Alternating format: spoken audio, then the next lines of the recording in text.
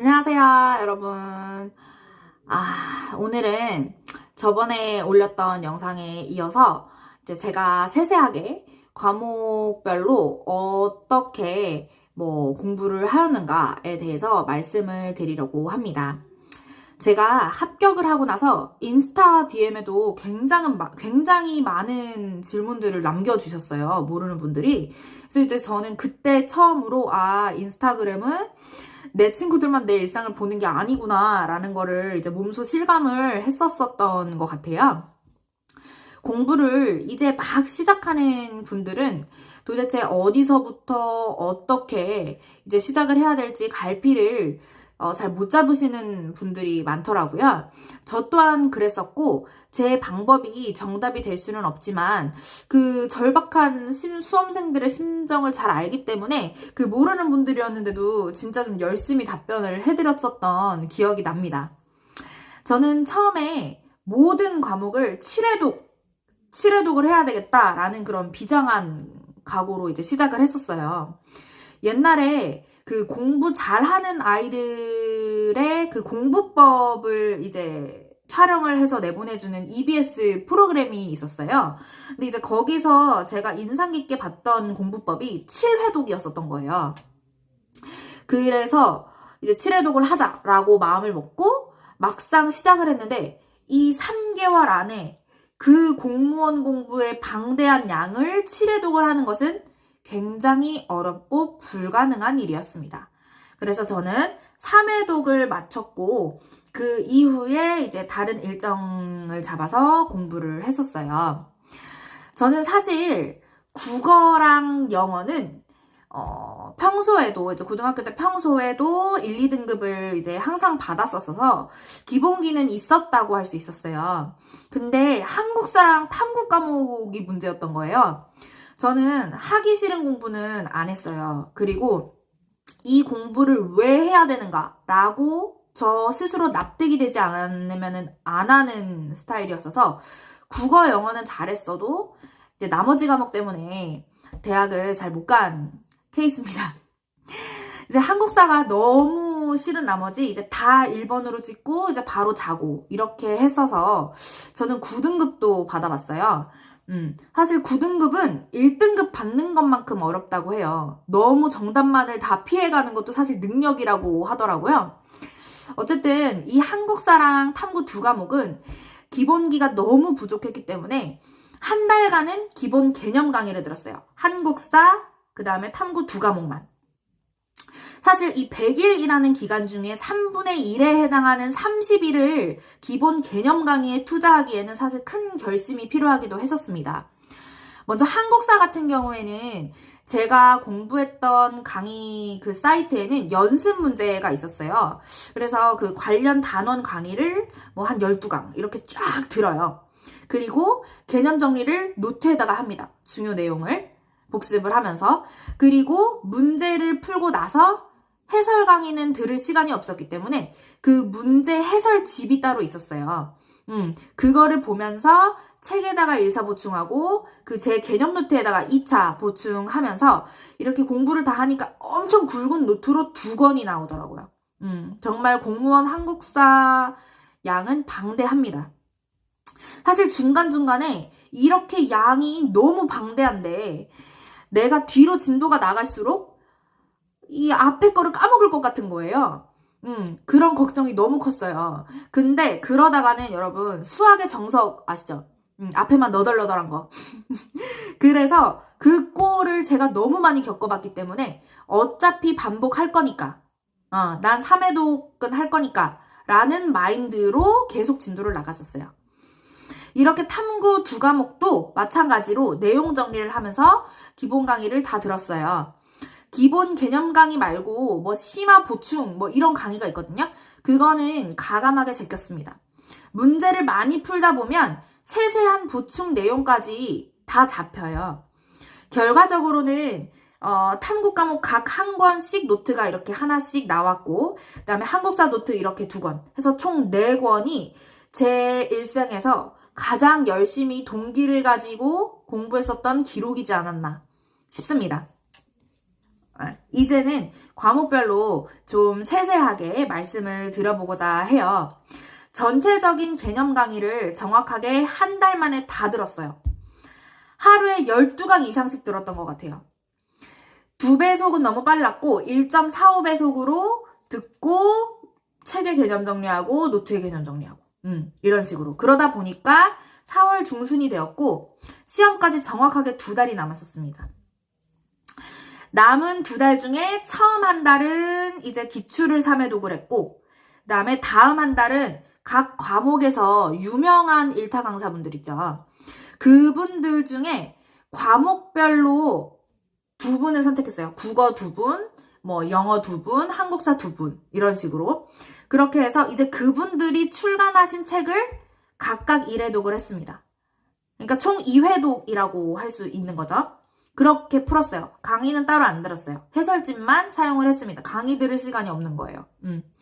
그래서 유명하신 분들인들만큼 예상 문제, 적중 문제, 그 다음에 이제 뭐 올해는 어떻게 시험이 출제가 될 것인가에 대한 그 시험 동향, 이런 것들을 잘 파악할 수가 있을 것 같았어요. 그리고 실제로 그 예상도 맞았었고. 그래서 유명한 거는 괜히 유명한 게 아니구나 라는 생각도 했었습니다. 자, 먼저 국어를 말씀드릴게요, 여러분. 저는 강의를 들었던 사이트에서 비용을 추가를 해서 책을 한 세트를 더 구매를 했어요. 그러니까 책 구매만 따로 가능한지를 제가 그 사이트 대표 번호에 전화를 해서 꼬치꼬치 물었어요. 그랬을 정도로 진짜 악착같이 이제 공부를 하기로 결심을 했었는데, 왜냐면 풀었던 거 위에 또 풀어봤자 정답을 보고 내가 베낀다. 정답을 보고 베껴 푸는 격이 될 것 같은 거예요. 그래서 문제를 풀면서 점수를 한번 확인하고 문제가 맞았던 틀렸던 모든 문제의 해설을 보기 1번부터 5번까지 하나하나 다 했어요. 국어도 외워야 할 부분은 분명히 있어요. 그리고 책 한 권을 다 풀이를 하고 다른 한 세트의 그 작업을 똑같이 반복해요. 같은 해설지를 보고 풀이를 해도 첫 번째 풀이를 한 거랑 두 번째 풀이를 한 거랑 그 기록이 달라요. 공부하면서 쌓이는 것도 있고, 저는 다른 단어는 있는 내용이라도 이 문제, 이 보기랑 관련이 되면 그 관련 개념을 다 끌어와서 책에다가 다 필기를 했었습니다. 제가 했던 기록을 이렇게 2번 총 모아서 이제 마지막 3회 독은 복습의 느낌이었어요. 제가 수능을 공부했을 때랑은 확실하게 다른 결의 문제들이에요. 그렇지만 점수 때는 85점에서 100점을 이제 왔다 갔다 했었고, 일타 강사분들의 문제는 확실히 기출 문제보다 어렵더라고요. 점수는 기출 문제를 풀 때보다 좀 떨어지기는 했지만 그래도 저는 휘둘리지 않았어요.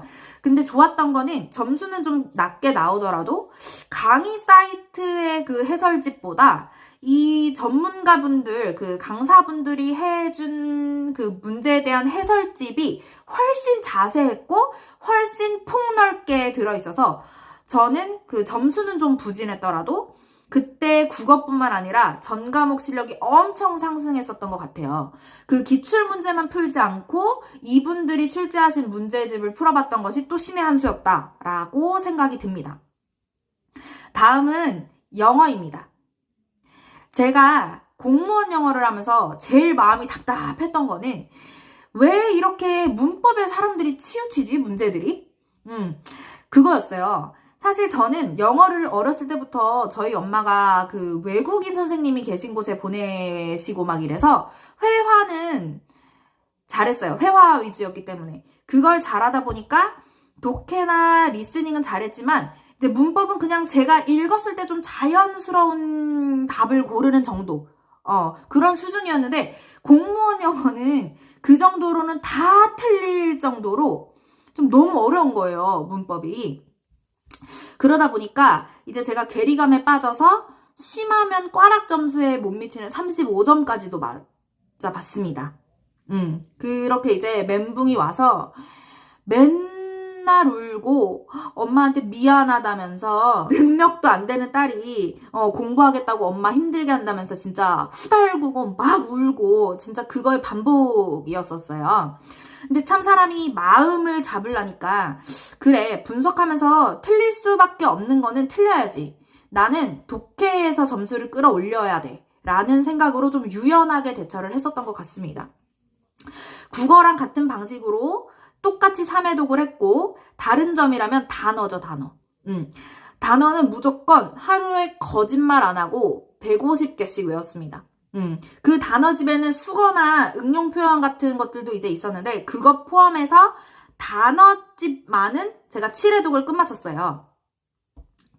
그렇게 완독을 했고, 어차피 난 7회독 할 거기 때문에 앞에 있는 단어 까먹을 수도 있지라고 생각하고 계속 넘어갔었던 것 같아요.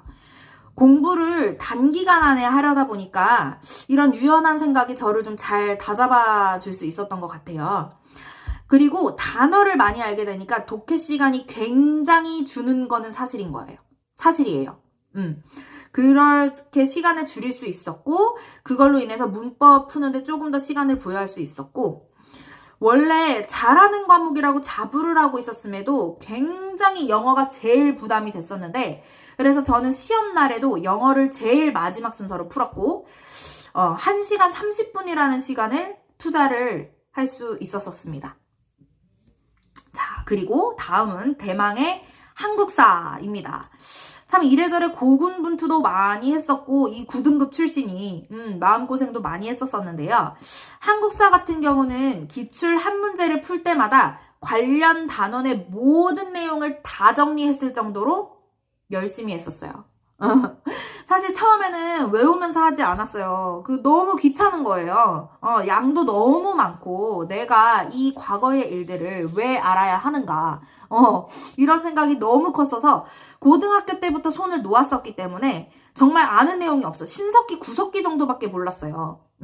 근데 공부를 하다 보니까 또 나름 이런 과정이 있었기 때문에 현재가 있구나라는 그런 생각으로 위안을 삼았었습니다.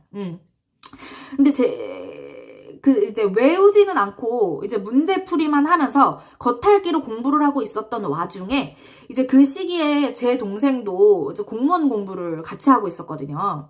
근데 이제 동생이 누나 이거 이렇게 하다가는 이거 100일 고생하기로 한 거 헛고생 될 거야. 다른 애들은 한국사에 목숨 걸어. 누나가 붙었으면 하는 마음에 내가 진지하게 말을 해주는 거야 라고 얘기를 하더라고요. 근데 얘가 저보다 좀 못난 점이 많아서 웬만하면 저한테 충고를 안 하는 애인데 그렇게 이제 얘기를 하고 이제 머리를 빵 맞았죠. 그래서 진짜 얘 덕에 한국사 고득점을 받고 붙을 수 있었던 것 같아요. 어떻게 말하면은 제2, 제3의 은인이죠. 정말 많이 외웠었고, 같은 내용 관련해가지고, 이제 그 기출문제 한 회차에 2문제 이상이 출제가 됐어도, 저는 그 2번 이상 관련 내용을 빈 종이에 모두 서술하면서 내용 정리하고, 진짜 악착같이 했었어요.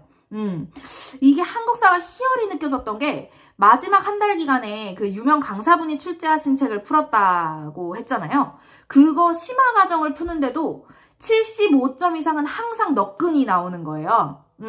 제가 75점에 너무 긍정적이었었나요?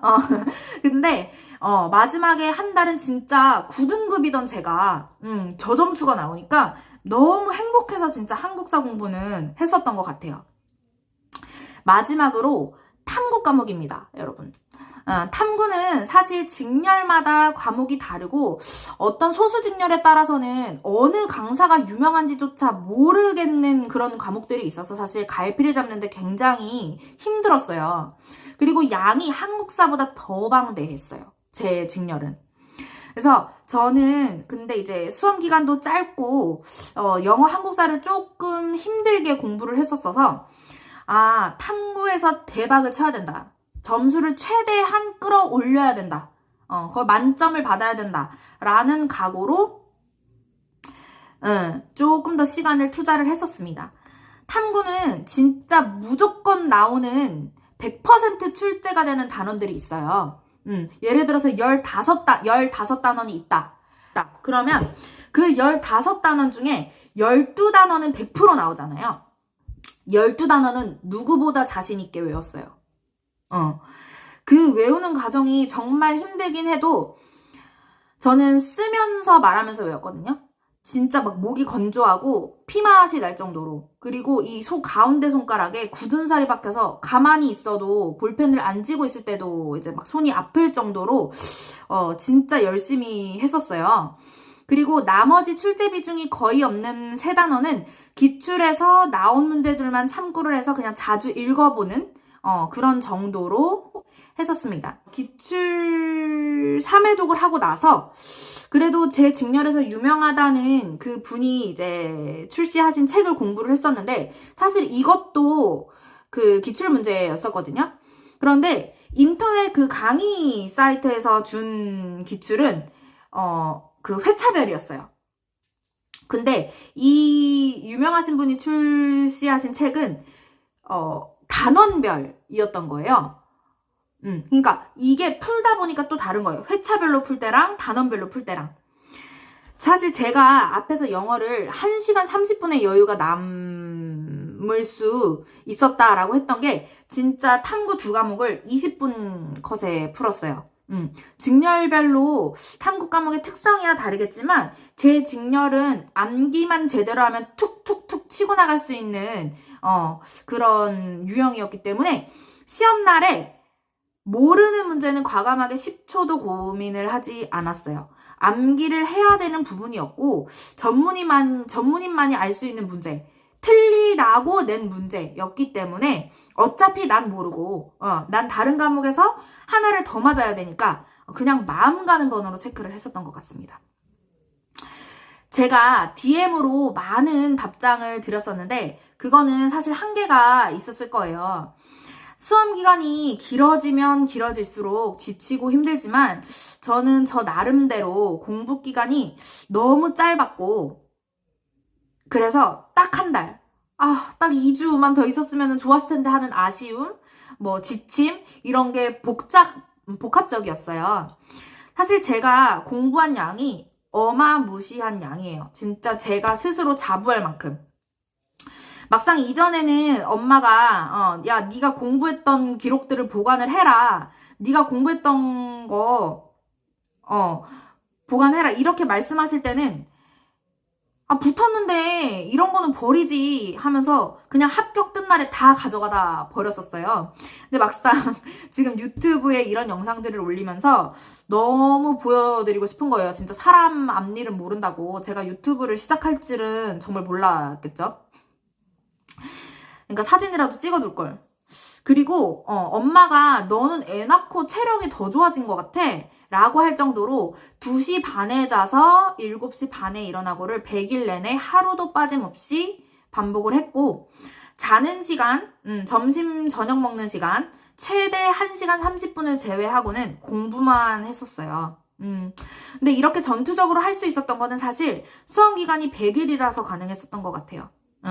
정말 100일 딱 눈 감고 어쩔 때는 막 진짜 머리가 몽롱했었어요. 진짜 공중에 떠 있는 것처럼. 근데 기간이 좀 더 많으신 분들은 조금 더 여유를 가지고 꼼꼼히 하셔도 되리라고 생각이 듭니다. 공부를 하다 보면요, 여러분. 이 공부법이 맞나? 내가 가는 길이 맞나?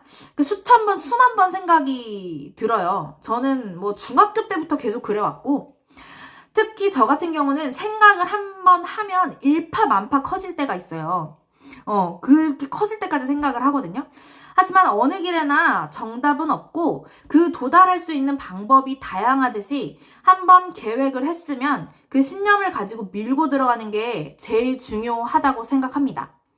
그래야 제자리에서 첫 단원만 빠삭한 것이 아니라 전체 단원을 흡수할 수 있고 그게 반복이 되면서 결국에는 쌓이더라고요.